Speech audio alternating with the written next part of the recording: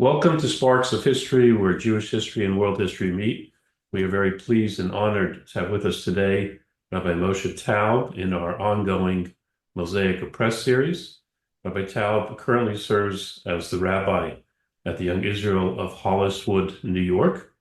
Rabbi Taub is Ami Magazine's rabbinical editor and author of the Shul Chronicles column, which touches upon areas of Halachah, Jewish law, Hashkafa, and the rabbinate. Previously, Rabbi Taub served as menahel at Telshe Yeshiva in Riverdale, New York, director of BVK Kosher, and rabbi of the Young Israel of Buffalo. And today we will be discussing Rabbi Taub's recently released fascinating book, Jews in the New World, History, Halachah, and Hashkafa, another gem in the Mosaica Press lineup of elegant, meaningful, and bold works. Rabbi Taub, thank you for joining us. We appreciate it very much. Thank you for having me. It's my honor, my kavod. Looking forward. Thank you. Just generally speaking, what is the thesis of Jews in the New World?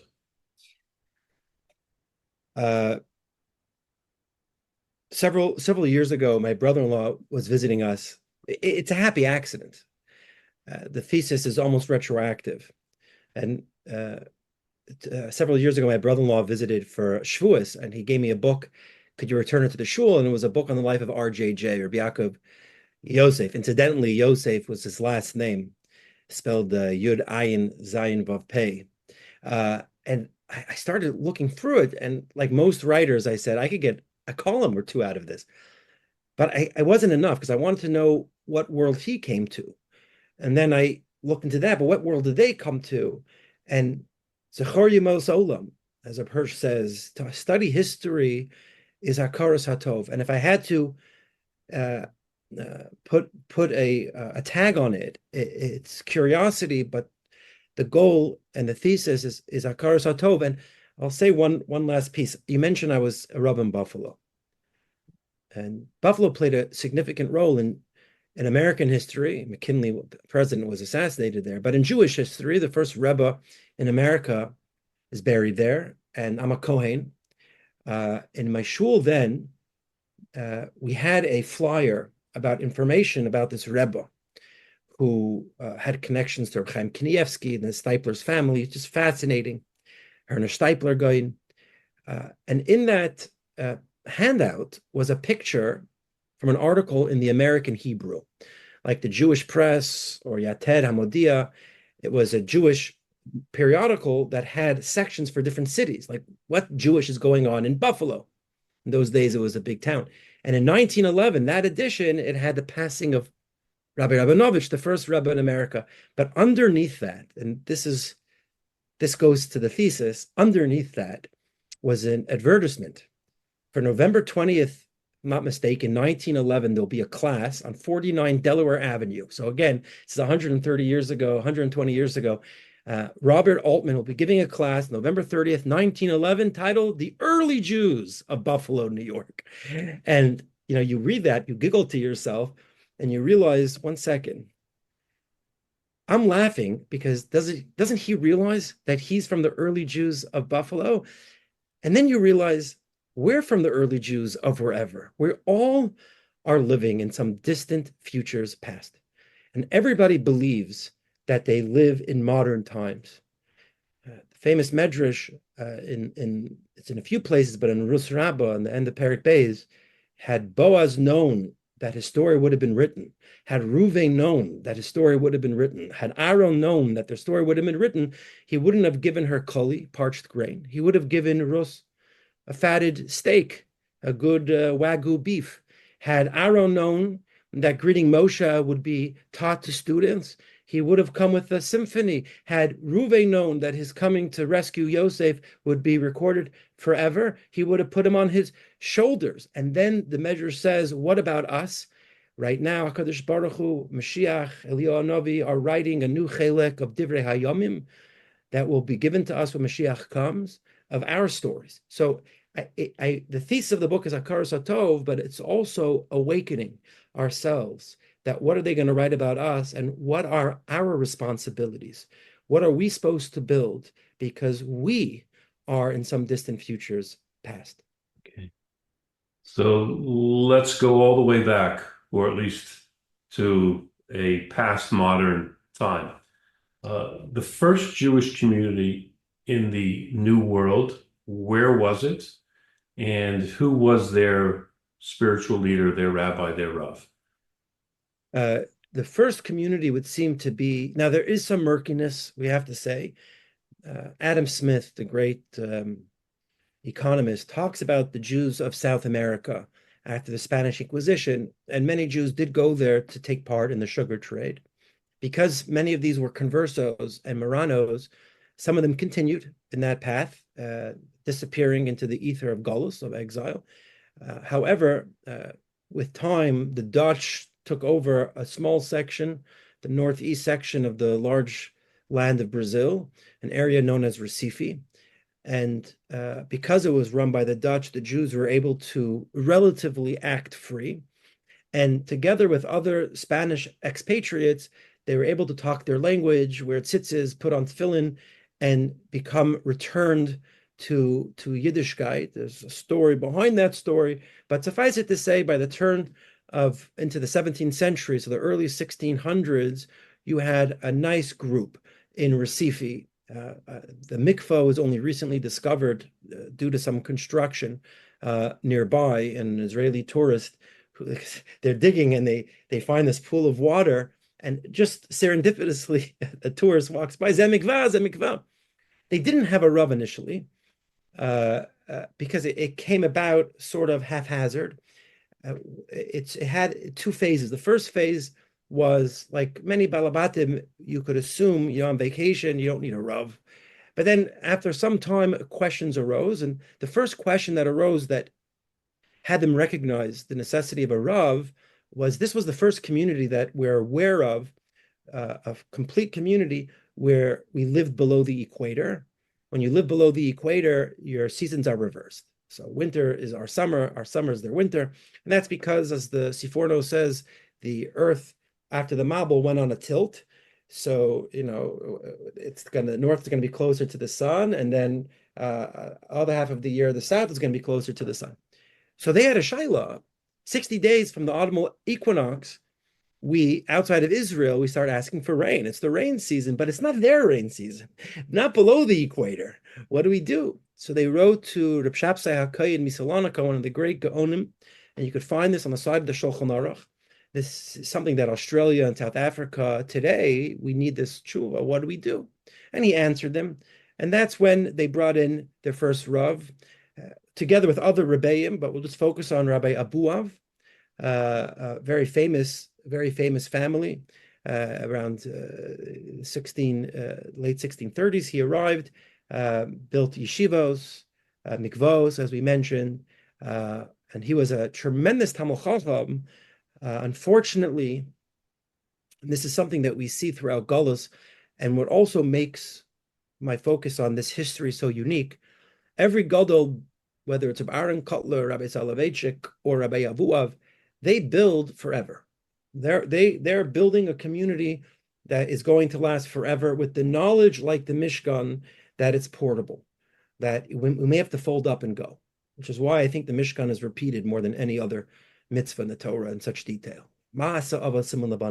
And after just a handful of years, they had to leave due to Spain and Portugal, which were then Mechutanim, having enough of this little section.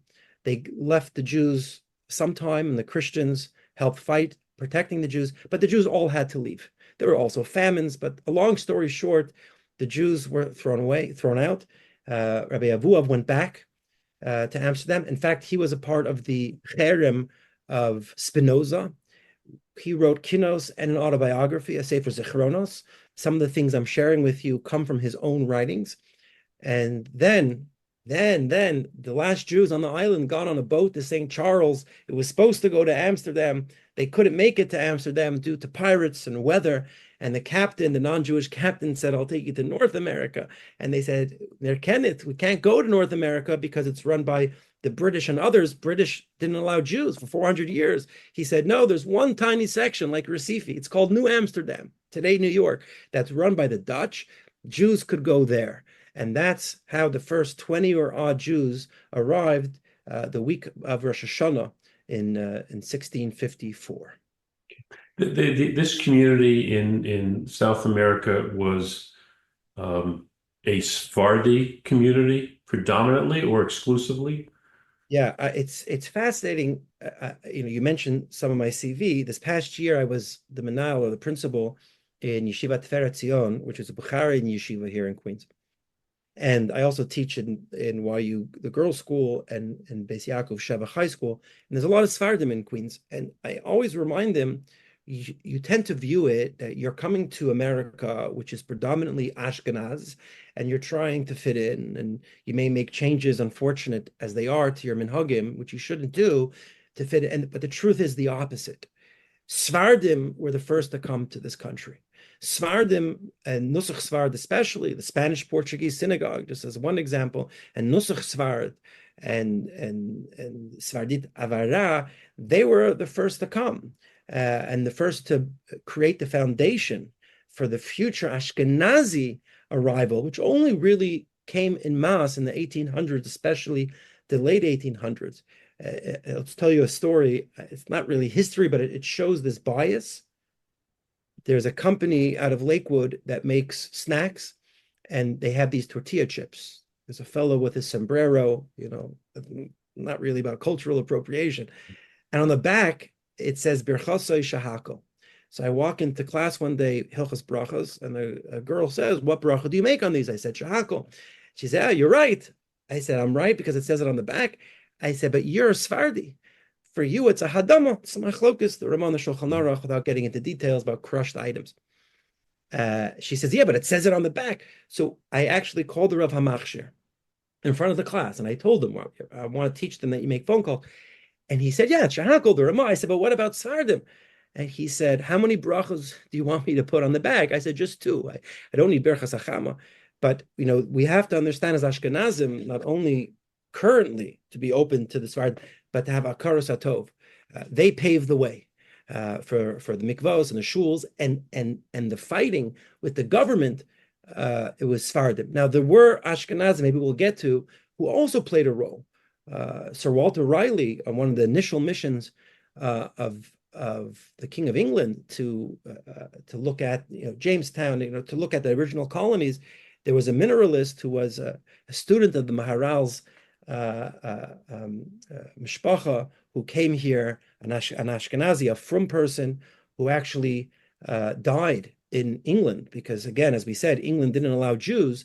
But because he was this great mineralist who helped pave the way to create the first colony, we're talking about before, into the 15th, the 16th into the 17th century.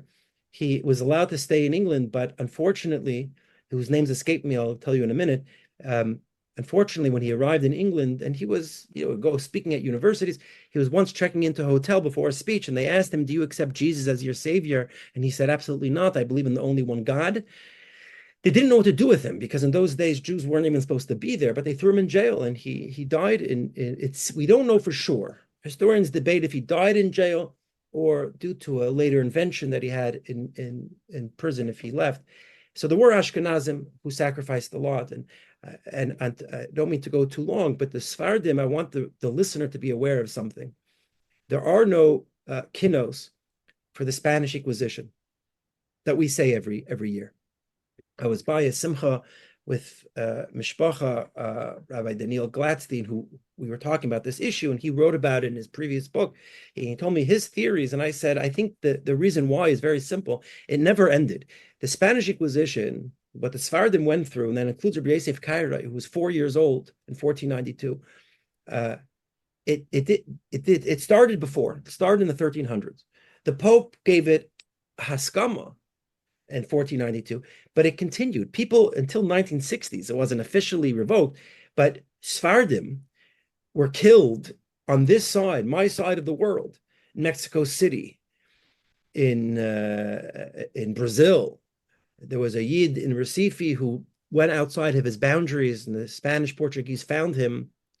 And this was a Jew who only discovered he was a Jew in his 20s. He gave himself his own bris milah, and he studied under rabbis to learn how to speak Hebrew, moves to Recife. He's openly a Jew. He gets caught outside the boundaries. They sent him back to Lisbon, to Portugal. Talk about a Gaulish Jew, this Sephardi. And they said to him, listen, just accept Jesus again like you used to, and you'll be fine. We'll give you wealth and money. He said, no. Historians write that day, kids came home from Lisbon and they said, Dad, Ma, non-Jewish kids, what does it mean, Shema Yisrael, Adonai Eloheinu, Adonai Echad? And the father said, where'd you hear this? We heard it from the fire. We heard it from the fire. So it's not just that Sephardim were the centerpiece, but they risked their lives. And the Spanish Inquisition, why we don't have kinnos, I would say, is that it never had a clear ending. So we weren't going to write about it in the midst of it. It slowly faded. It slowly faded into the 1800s. But yes, mostly Sephardim. Before we get to New Amsterdam, New York, speculation regarding the connection relationship between the Jewish people, the Jewish nation, and Native Americans. What's behind all of this? So it's funny you mentioned this. Just 2 weeks ago, I was researching someone by the name of Rabbi Yosef Schwartz. Very quickly, his name was Rabbi Yosef Schwartz. He was a son of a Rav in Bavaria. He was a Chavrusa with the Aruch LaNer, and he was a genius. And he wrote a map of Eretz Yisrael, long story short, to help with Tanakh. There was no Google Maps, but it wasn't good enough, so he wanted to move to Eretz Yisrael. And he adds the letter Hey.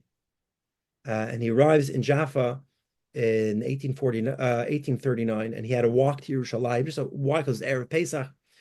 And I mentioned all of this because he mentioned Native Americans. He traveled all of Eretz Yisrael, and like Rev Farchi, Kafta V'Ferach, several hundred years ago, he wrote a sefer called Tfuas Haaretz.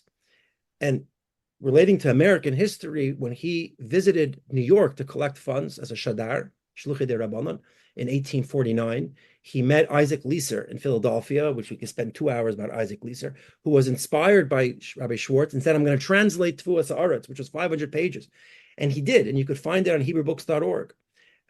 And in that book, besides going through the history of Israel and all of its kings and its borders in Tanakh, every city mentioned in Chazal, where it is, etc., fauna and flora, animals, vegetation, everything up until that moment, if you want to know what the Kaisel looked like and how often Jews went in the 1840s and how Goyim used to go and if there was a yarmulke bin then, it's absolutely fascinating. At the very end of the last Chelek, he discusses the history of Israel and the Jews from after the Churban, and he discusses Native Americans.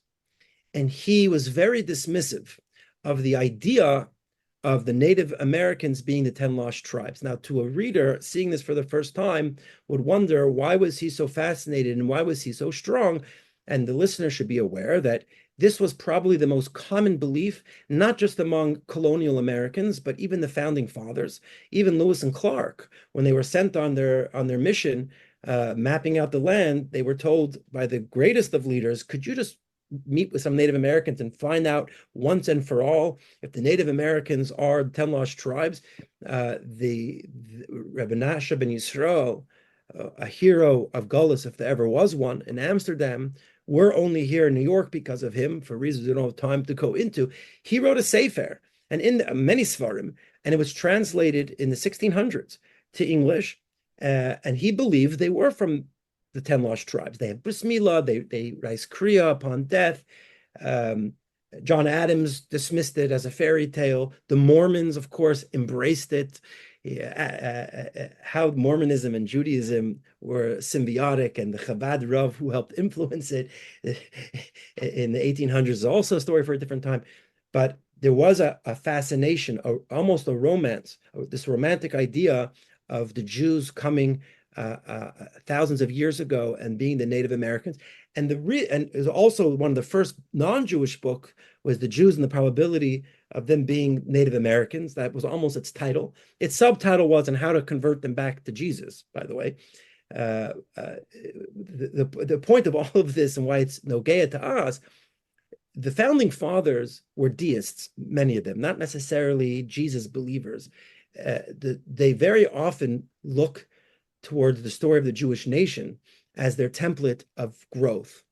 I write in the book how Alexander Hamilton went to yeshiva. I mean, that his formative years, when he would drink and get a little bit tipsy, he would stand on a chair, his son writes in the completed autobiography, and learn Parshas Yisro, the Seres Adibros, the Ten Commandments in Hebrew with trup.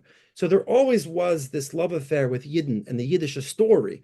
So when people embraced this belief, especially Rabbanim, the non-Jewish world embraced it. But by the time we get to the 1850s, as I pointed out, Rabbi Yosef Schwartz, that really was the nail in the coffin.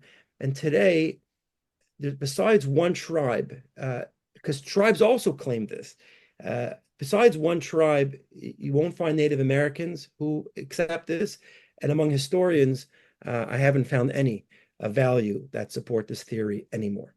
Okay. Moving on to New Amsterdam, New York. So, Rabbi Taub, you had mentioned how from South America, Jewish community, members of the Jewish people, moved up to North America. How did New York, the great metropolis, the great island of New York, become the center of Jewish life? So it's such a great question. I want to, before I answer, I have to mention, I'm not a historian. I'm a rabbi of a shul. My articles are typically about Halachah. There's something, and how why I started writing it is a different discussion, but there is one thing in common that Halachah and history have. Lahavdil, the Torah was only given once. Lahavdil al netzach, history only happened once. And anything you read in a book, unless they have a time machine, the access to the information that they have, if you search hard enough to the primary sources, anybody could find it. No different than a halacha. A Beis Yosef says something, where did he get it from?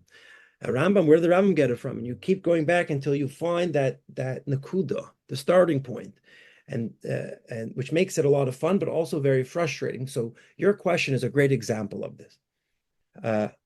New York, and this is now my opinion, there's some facts and some opinions. The facts are very simple. The Jews, in a large number, those 20-odd Jews arrived in New York. That was the first place where they arrived, what is today known as New York. But what is also a fact is that some were immediately jailed. What is also known for a fact is that Peter Stuyvesant, who was the governor, director governor of this land, this island, which really stretched, there's New Amsterdam and New Albany, stretched all the way to modern day Albany, was a rabid anti-Semite. A rabid anti-Semite. And our nekama, our revenge is not tearing down statues. It's having Hasidic boys playing hide and go seek on Shabbos around his statue. We had no reason to stay. If you wanted to be a sheikhet in New York, he would allow it if he was really forced, but you had to also slaughter pigs. I write in the book about the Waldstraat that they wanted to create a barrier from the Native Americans and the British. They weren't paranoid. The British in 10 years would take it over. And if you didn't fight, you had to pay for the wall, but the Jews weren't allowed to fight. So they had to pay for the wall. By the way, Waldstraat is Wall Street. And that's when Asher Levy and others, he was not a Sephardi, wrote letters and fought really hard. In fact, the birth of equal rights in this country was born out of his anti-Semitism and the Jewish response, and then the Dutch responding, saying that in this new colony, we're not going to judge people based on race, religion, and creed. This Asher Levy from Vilna. And as to why then did New York thrive? Well, it didn't. Roger Williams founded around this time Rhode Island, one of the original colonies, and he wanted it to be providential, hashkafa pratis, providential plantations. It's called Providence, Rhode Island. That's not a coincidence. He was a deist of the highest order. He was thrown out from the various churches he belonged to due to his own beliefs that were different than many others. And he wanted a place where everybody could live in freedom and harmony. And he had great success, and many Jews left New York. New York had a nice number, but it was not the New York we know today. More Jews lived in Newport, Rhode Island in colonial times, 1720s to 1790s, than all of Eretz Yisrael combined. So it was actually going to be Rhode Island. Maryland was growing tremendously, not New York, due to the first musmach in America, Rev Rice or Rise, a Talmud of a line from the Chassam Sofer. Then after the Louisiana Purchase, you had Rabbi Lovi in New Orleans, Florida becoming a state. The first senator from Florida was Jewish. He wasn't from, and he supported slavery. They used to call him the Egyptian Hebrew because he was a Jew, but he supported slavery. So what happened with New York is, first of all, being a port city and being the original, it always had a number of Jews, although not the biggest. It's unclear to me precisely why that became the center. They had a great group of Balabatim. I didn't mention Philadelphia, also fantastic. But what I think, and there's this longer conversation because I've thought about this a lot. There's a great book called The Rise of Jewish New York from 1945. That's excellent. What I think happened was when Ash came to America, he was the second Musmach and built Beis Medrash HaGadol. In addition to the fact, that's number one. But how's that different than Baltimore? Rabbi Eisenstein, a very famous historian and Talmud Chacham in the turn of the century, who was the Shamish of Beis Medrash HaGadol. The listeners are going to be shocked by this. How many butcher shops, kosher butcher shops, were in Manhattan in the 1880s? He writes it was close to 1,000, because to get into America, you had to have a trade to immigrate. What are you going to say? You're a lawyer from Minsk. So they would get a smicha and shchita, even if it was a very bad smicha, which is why kashrus was a problem. And the only place that you could come and was large enough was Manhattan, and you had 950 odd schlachthäusers, or at least delis, that opened up. So for all these reasons, New York started to grow in Yiddishkeit. And I'll say one other reason that took it away from Rhode Island. And we're covering a lot in very short time. In Rhode Island, the Toro Synagogue, Isaac Toro and Isaac Hart, there are many who supported the British. It's easy in hindsight to know which side to stand on. When we had rumblings of the Revolutionary War, first of all, there was a Rav from Yerushalayim who was visiting when that shot heard around the world was fired. And we didn't have a Mashiach in America for 50 years after that. Isaac Toro and others were supportive of the British. Some even escaped to Jamaica and Barbados. There was a huge community in the Caribbean, certainly for a time larger than New York. And he got out of Dodge because he thought he was going to be killed, because now that the Americans won, he would be looked at as a traitor.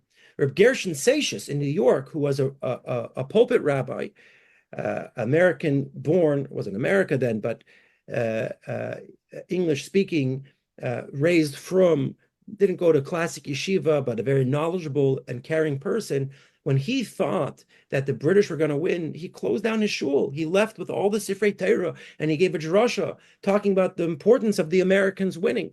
Those three ingredients made New York, in my opinion, grow, and Rhode Island falter. You had mentioned. Sorry for the verbosity, but that's not at all. Not at all. It's fascinating. You had mentioned Asser Levy. Who was he? What was his contribution to American Jewish history? Another fascinating individual. You say Asser, there's a park named after him. I think it's called the Asser Levy Park. There's a public school named after him. I think it's called the Usher Levy Park. So he was, I'm actually looking at my notes, if you don't mind, just I want to make sure I get the exact year right. He was born in Vilna. And he arrived very early. We don't know exactly when. The earliest Jews in New York are in the 1640s. Franco and Peterson. And I was able to follow what happened to most of them and how they died. One of them actually went to London and tried to be a Reform rabbi.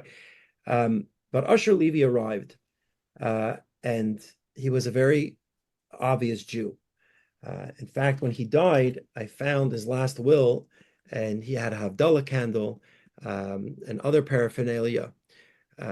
Very little is known for certain about his background. Most likely, as I said, from Vilna. And he seemed to have arrived somewhere around 1654. I know he died in the late 1680s. Oh, I found it in my notes. So when he died, his estate was very eclectic. It had, quote, a Sabbath light, a spice box, goblets, So Shabbos candles, right? Besamim, goblets are kaises, a pistol, two guns, and a sword. And if you wanted to have a title of a book about Jews in New York or a Gaulish Jew, he could call it a Shabbos light, a spice box, kaisis, and a pistol. And he arrives to the Dutch colony. Now you have to remember, we think of New Amsterdam as this huge metropolis because we see it today. 1,000 people, not Jews, 1,000 people or thereabouts live there. So everybody knew each other very well. And Usher Levy wanted to have access to certain things that everybody else had access to. Stuyvesant obviously didn't allow it. In fact, in 1656, the letter from Holland states permission given to the Jews to go to New Netherlands and enjoy the same privileges that they have here in Amsterdam has been granted only as far as civil and political rights are concerned, without giving said Jews a claim to the privilege of exercising their religion in a synagogue or in gatherings. People forget this.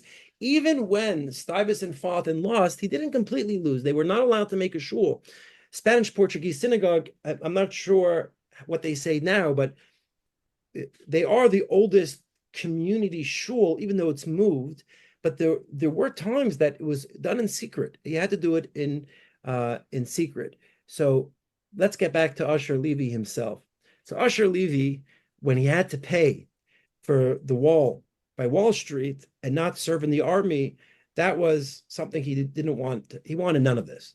And he appeals, Usher Levy appeals to Holland, and he wants to receive his and other Jews' right to fight, which is really amazing. We weren't asking to get into universities or whatever it may be, get anything free. We wanted to fight. And they agreed.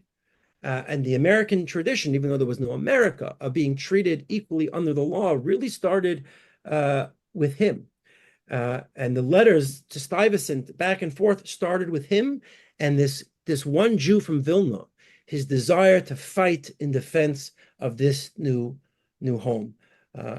Why Stuyvesant was a rabid anti-Semite is a story for a different time, because he actually used to have a great relationship with Jews, but that's a story for a different time. So Usher Levy really is the one who created and forced, I should say, the freedoms that we have even until this day.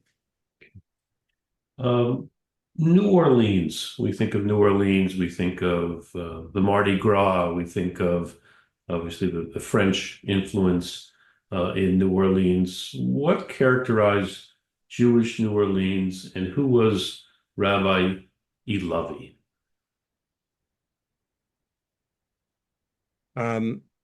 So there's so much here. Let's assume the listener is somewhat familiar with the Louisiana Purchase. There was a tkufa, the epoch before the Louisiana Purchase, Jews couldn't be there, couldn't go there. And like all Jews in Gullus, we didn't know where the best place to settle was. And of course, this is very skipping over a lot and just distilling it down. Then when Jews were allowed to go, a community did start there. And I actually have a letter they sent to Europe when they were large enough, New Orleans, to have a Rav. And they write a letter of what they're looking for. This is what year? What year are we talking about now? This is in the 1840s when they sent this letter out. And I'm going to give you the exact, I apologize, but because I'm speaking to, I want to make sure that I get things accurate. Okay. I'll have to say it, I want to get you the year also. So this community realized they needed a Rav, and this is a very repeated concept that I keep seeing over and over again. Jews start a community, they're having a great time, then they realize, or I shouldn't say some Yechidim realize we need a Rav. I mean, we're talking in the 1840s in Augusta, Georgia. In Augusta, Georgia, a member of the shul who was Orthodox, he talks about the intermarriage rates were so bad. There was a 13, a 10, and a 9-year-old boy who didn't even realize they were Jews because their mother was a Jew, the father wasn't. He gave them a bris milah, and they were crying in pain. And on the third day, like Avram Avinu, he went to visit them and said, I'm so sorry, but you have to do it. They said, if this is what Hashem wants, we would do it again and again and again. You're dealing with some very disappointing people, but also some very special people. In any event, so New Orleans recognized they needed a Rav. Europe, the New Orleans community rules like someone who hates money, who loves peace like Aaron, who stands for truth like Moses, who's learned, who is distant from flattery, and expression to the point of who shows honor to the rich and poor alike, really ahead of its times. They didn't get someone from Europe. Instead, they got someone from Baltimore. Rabbi Levi was at that point serving in the large Baltimore community, which is pretty amazing because Rabbi Levi was a Talmud from the Chasam Sofer and many others, and you had Rabbi Reis there already. Just shows you that New York wasn't the New York we think of just yet. It was close, but I would say Baltimore was larger. And why they liked Rabbi Levi for a number of reasons, but it was also to do with slavery. Now, you have to, of course, remember back then, there was a division in America of how to view slavery. There was even a difference between Rabbanim of how to publicly go about disavowing what we felt might be wrong and maybe even embracing what we felt is right, which is a whole fascinating discussion. A few years ago, I dedicated an entire summer on the issue of slavery and Halachah in modern times. There was a professor, a non-Jewish professor. She writes that in the Caribbean, the Jews believed that the slaves were Evet Kanani, and they would give a bris and make a bracha, etc. And she said the evidence is from the Siddur of the Caribbean. So I look up this Siddur from the 1700s, and it says in Hebrew, Bisman she Beis HaMikdash nivne she'yavav meher b'yameinu, meaning this is not an Evet Kanani. When Mashiach comes, then maybe we'll make this bracha. She didn't know that, or she went to someone to falsely translate it. But the nuance of Rabbi Levi's view made them feel comfortable that he be hired to be their Rav in the South. Now, this happens a lot in Jewish history where someone thinks a Rav is progressive. It's ironic that that was considered a little bit more progressive then, and is disappointed. The Malbim used to get hired and fired all the time. The Malbim, by the way, was hired before RJJ to be the Rav in New York. I mean, I have the newspaper clip. He was hired to come. He predeceased his boat journey to America, and that's when we got RJJ. So the Malbim used to be hired. People thought he was a maskil because he wrote on Tanakh and he had a silver pen and a golden tongue. But when he arrived, they realized he's very from. And Levi arrives, they serve him Muscovy duck. I mean, we could talk about Rabbi Levi. His son wrote a sefer called Milchamos Elokim, the Wars of God. And he didn't know what to do because a Muscovy duck, do we have a Masorah for Muscovy duck? And he wrote to Shamshon Raphael Hirsch. The Shalom Meshiv gets involved. In fact, the debate of a Muscovy duck in Halacha is still ongoing today. He was such a fighter, Rabbi Levi, for Teres Emes from New Orleans, that we all know in yeshiva, for those of a certain age, before Art Scroll, you would have an agadata, and there were words. We didn't know what it meant. So where did we look? It was called the Jastro. Remember the Jastro? Absolutely. So one of the yeshivas I was in, a premier yeshiva, they had it so blacked out in duct tape, you didn't know what it was. And it was like up in the corner, they had two of them, but it was very helpful. Marcus Jastro was a tremendously brilliant, knowledgeable person who was a rabbi in Philadelphia. You know, each of these names and each of these topics we could spend the whole podcast on, but to make a long story short, when he retired, Rabbi Levi moved away from New Orleans, he actually wrote a letter, like Blazer Silver would eventually do 100 years later, or 60 years later. He wrote a letter to Marcus Jastro, asking him point blank, do you believe in Mashiach Tzidkenu? Do you believe in Torah Messinai? Do you believe in Torah Shabbal Peh? The tradition of Marcus Jastro being murky, and in some yeshivas not going near it, it's an old one. It's an American one. It's not something brought over by the European or yeshivas. In America, there was always this question of who are you? Because so few people were knowledgeable. And when you were knowledgeable, you would get a job like that. And how would we discover if someone was a true Talmid Chacham or not? And the birth of American reform is very different than the birth of European reform. It started through rabbis who were somewhat knowledgeable, but way more knowledgeable than the Balabatim, starting to make these small changes. And Rabbi Levi was a tremendous fighter. And, you know, Rabbi Rice, Rabbi Ash, Rabbi Levi, we wouldn't be here today if it wasn't for them. If you go to New Orleans now, that shul doesn't exist, but there's I think it was called Tzor Yisrael. There's a big green sign, like here stands the first synagogue, or the first synagogue of the South. If I could share my screen, I'll even show you a picture, but that's a little bit about Rav Ilavi. Fascinating. Again, this is a broad question and obviously covers a lot of eras. Some of the halachic issues, the responsa from the early days of American Jewry. What stands out? Mechitza stands out. There's not an issue that wasn't discussed. Where the Shol Umeshiv in particular, Reb Nathanson, Reb Shamshon Raphael Hirsch, Reb Nosson Adler, the nephew, the great nephew of the Chassam Sofer's Rebbe, the chief rabbi of the British Empire, and many others would write letters about every issue. Buying a church is one that stands out. I'll discuss all the points I just made. So first, buying a church. As communities were growing in New York exponentially, because again, Baltimore was big, New Orleans, but all of a sudden in the 1850s, New York started to just grow almost out of, I would say almost out of nowhere. And they kept moving shuls. And you can't really, zoning and permits, the easiest thing to do was to buy a church. And that's, of course, a big shaila. Of course, a big shaila. Tshuvas to that effect, bloodletting, issues of shechita. It was always complicated shechita in America. We have many tshuvas on that. We mentioned the Muscovy duck, but what sticks out is mechitza, because the Chassam Sofer got involved and others got involved. People may not realize that a shul without a mechitza did not start in Europe. The reformers in Berlin were aghast that reform in America were getting rid of the mechitza. And it actually had to do with the first shaila of churches. The very first synagogue without a mechitza was in Albany, New York. In the history of the Jewish nation in modern times that we're aware of, was Albany, New York, not Berlin, not Frankfurt, not England. Because we would buy churches, and because churches used to have separate seating, they didn't have mechitza. They just sat separately. They would start in America. They started having something called family seating. They would say families that sit together stay together. And when we purchased these churches, we had a choice to make. Do we spend what would today be hundreds of thousands or millions of dollars to reconfigure the auditorium, the Beis HaKnesses? The reformers, especially in Albany, that's where it started, said, no, let's keep it.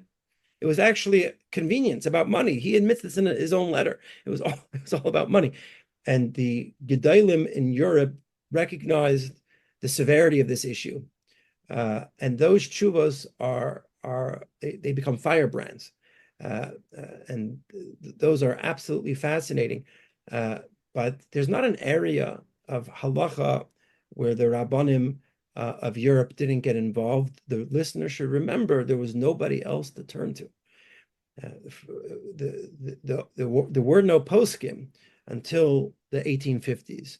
So up until then, you had to turn to the Gedalim of Europe, and that continued.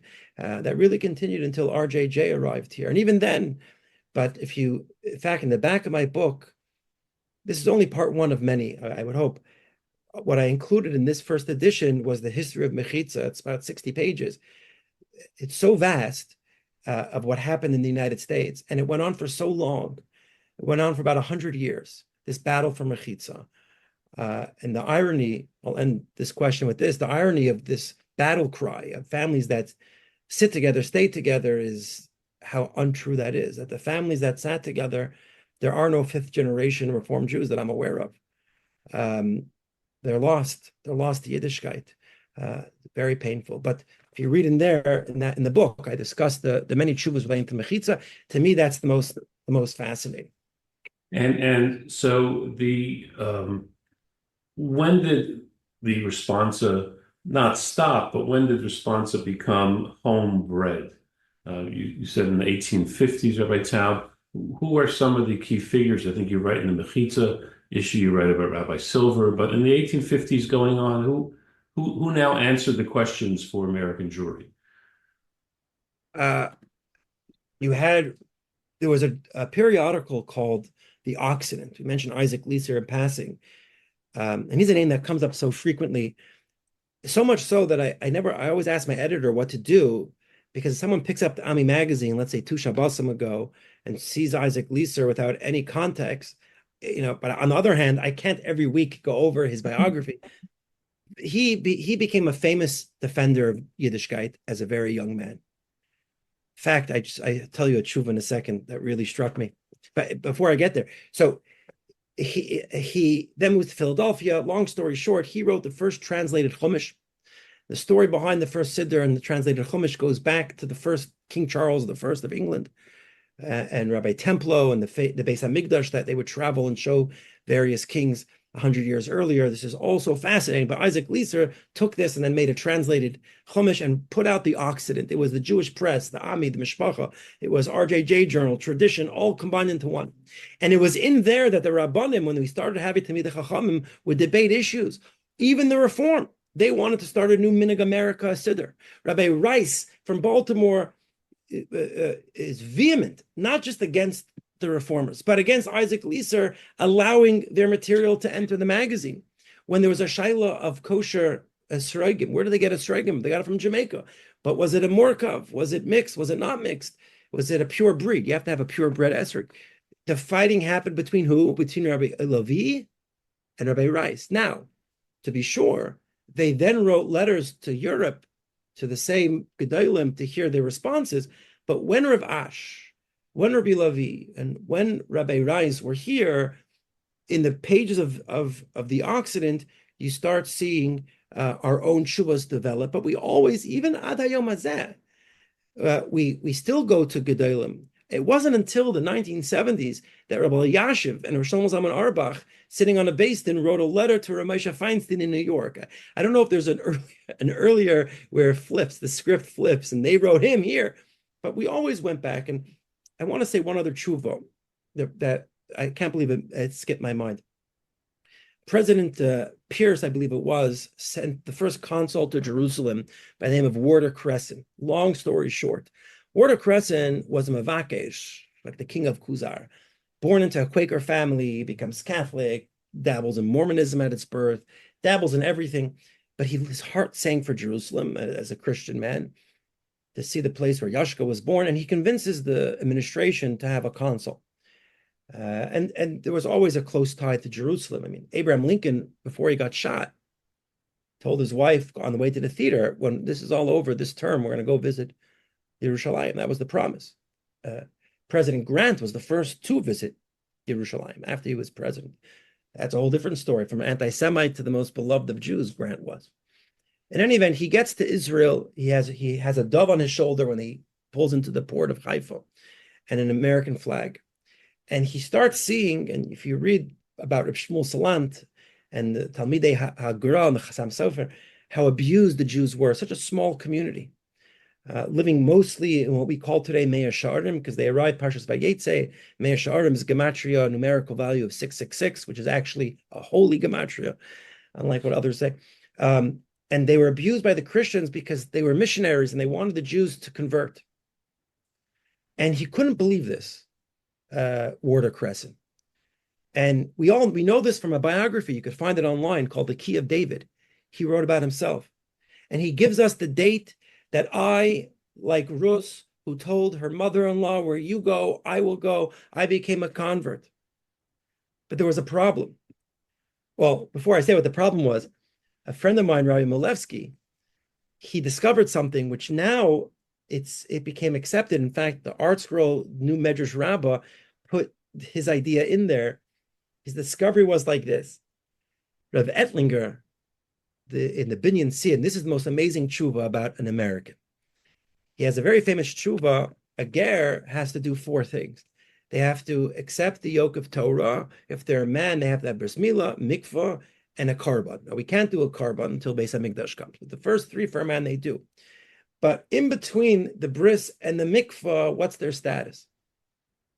And he talks about a Jew, a guy from Morocco, and Eretz Yisrael, and Binyan Siyah says the date, who converted. And they had their shaila, and a Rav told him that he has to light a cigarette, whatever it is, turn on a light, because you're not a Jew yet, and you can't keep Shabbos. And this is a she'ela and halacha that is an ongoing debate till this day. What is the stat? Could you be half Jewish in between the process? When I wrote about this, Rabbi Taplin, a great guy and a student from Aaron Cutler, wrote me a 15-page tshuva of his opinion on it. What does that have to do with America? There's a misprint. He didn't say Morocco. The letter Aleph was supposed to be up front, America. The date the Binyan Sion gives for this Jew in Yerushalayim, this convert's conversion in Yerushalayim, is the exact match to the date that he gives in his autobiography, The Key of David. It was Warder Crescent. So his Shiloh, this American consul, is still being discussed today. And he actually went back to America. He was very wealthy. And he travels back. He took on the name Boaz. I could show you can see a picture. We just discovered his kever Har Menuchos about 6 years ago. He has a long beard now. He has a huge yarmulke payas, and he gets to the port. He takes an Uber to his farmlands, and he hasn't seen his wife and kids in who knows how long. And he knocks on the door. His wife opens up. Lucy, I'm home. And he said, "Who are you?" She says, "It's me. It's Warder. I'm now Boaz. You're going to come with me to Jerusalem. You're going to wear a tichel. You're going to convert, and it's fantastic." And she slams the door, goes to court, says he's a meshugana. I need all of his money. Now think about it. This is before the yeshiva world, before communication and WhatsApp. He could have taken off his beard and said, "I'm not losing all my wealth, my children," and no one would have known. No one would have found out. We still would have had the tshuva from the Binyan Sion to learn today. We would never have known who it was. But instead, he gets back in his Uber, goes back to the ports of Baltimore, Maryland, goes back to Eretz Yisrael. He lost every penny. He got remarried, a real tzaddik. That's a tshuva where presidents, administrations are involved. In fact, when the U.S. Navy was invented, because in Tripoli, the Muslims they used to kidnap soldiers and make them slaves unless you paid a tribute. Some of the older founding fathers, Jefferson, they meet with in France with the ambassador. "Why are you doing this? What act of aggression? This is in the early 1800s. Did we do to you?" And they said, "Well, you're infidels, and our Quran allows us to treat you as such." That's what. And he reported this to he reported this in Washington, and we have this in writing. That's what they told him. That infidels, the Quran allows us, and he was having none of this. It's war you want, it's war you get. We invented the Navy, and the Navy was actually sent to protect Palestine, because of various wars of the Ottoman Empire. And we know some of this, Commander Flinch and others, because Warder Crescent was already living in Eretz Yisrael, and he was now a Yid. And who else is Commander Flinch going to meet with? Now we're into the late 1840s, 50s. He comes to Warder Crescent. Warder Crescent writes a letter to Isaac Leeser. Isaac Leeser publishes it in Philadelphia in the Occident, and everything comes full circle. So tshuvas, history, presidents all come together. What's next, Rabbi Taub, that you are planning on doing? You said this is just the first volume of more to come. What are your plans? It's the first thing I published as a book officially.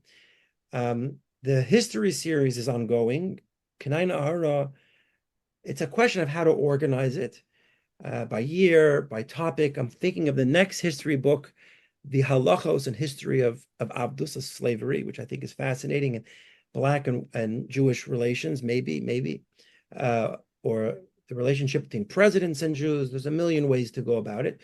But in addition to the history, I have, I hope, 2 or 3 volumes on halacha and rabbanus, fascinating shailas, for example, the prenuptial agreement in halacha, all the questions rabbanim get, kibudim by a bris, issues of Kaddish and who gets the Amud, classic and difficult questions that we all know exist but aren't spoken about out loud.